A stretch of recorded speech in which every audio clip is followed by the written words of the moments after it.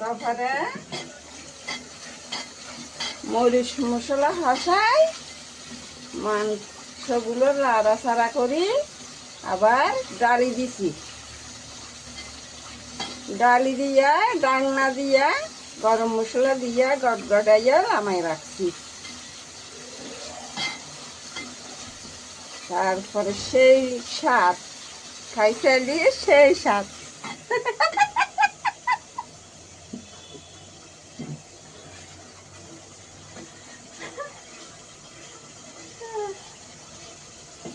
খাইতে মাংসগুলো সেই স্বাদ, আইলে খাইতে পারেন,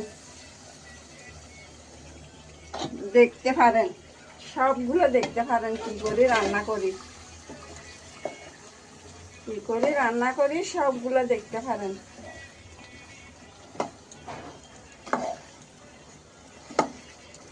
রাড়াচাড়া করি, মাংসগুলো রাড়াচাড়া করি, ঢাকনা দিয়া